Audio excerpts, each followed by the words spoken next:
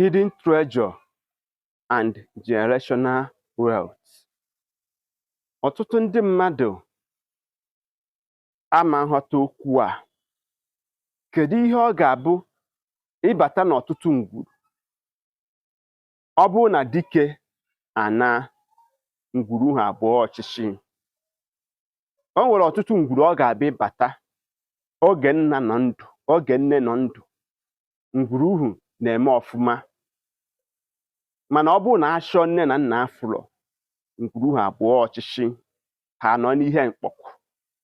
Kedu ihe na-ebute ya bụ ife? Nke ịbụa,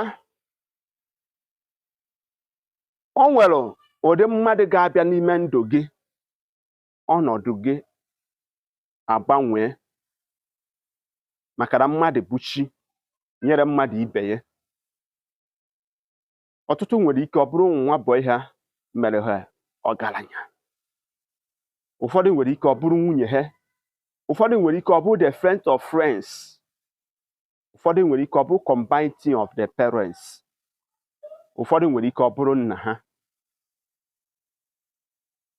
Mana ajụjụ nna ajụ gị, ugboro one ka ị na-akpụdobe nne na nna gị nso? Ugboro one ka ị na-abịa na ụlọ esi ka gị na nne na nna gị karịa? O nwere ihe nna ma gị nwa bụ nwa amarọ. Maka ndị be anyị sị na ọ bụ nwata na-akpụdobe ndị okenye nso nwere ndị buo. Ihe okenye tukwana wee fụ na gị bụ nwata dịga enu akpa n'ọjị, ịma mfe ya bụ ife. O nwere ikikere na ngọzi so nna gwara aga. Ọnya ka ọ ga-abụ ọ bụrụ na dike achọwa ịna, ọ bụ nwa na-anọdobe ya nso, nwa uche ya luru ana ka ọ na-ebikwasị aka. Ife niile abụrụ ego. Agbazine ngwuru gị ọsọ. Ị ga-agbagide ọsọ wee ruo ole mgbe? Ikekwe ọ bụrụ na the source of your wealth and your hidden treasure depend on your father or your parents. Ọ bụrụ na ịkpasu ha iwe, ihe ha niile ị na-eme anyụ aka ọkụ. Kaba arụ na-eru nna gị nso. Maka mgbe ọbụla dike ga-ana, ọ bụrụ na ọnwa anya doro ana, ọ ga-asịsị kpọwara ya Okechukwu, chi kpọwara ya Onyeka, chi kpọwara ya Chimaobi, na m achọgo ka m gaa zuo ike,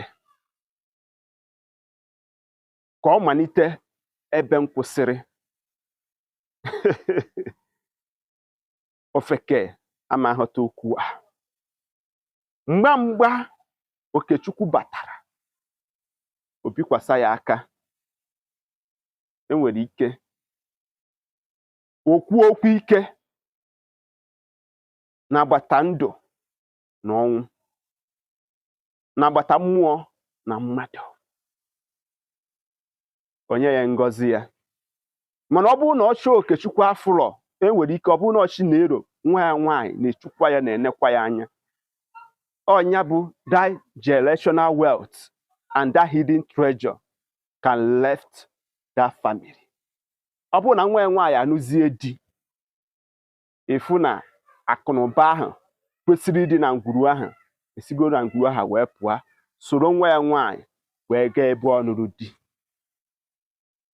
Ofekene mmadụ anaghị eme ihe nke mmụọ.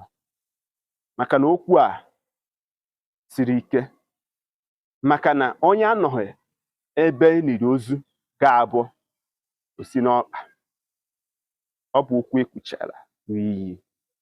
Kpaa nne na nna gị nso ka ha kọtuere gị ma tapere gị ngwugwu nke ahụ ekechiri ekechi ori ogologo oge ka ọ be nnọọ.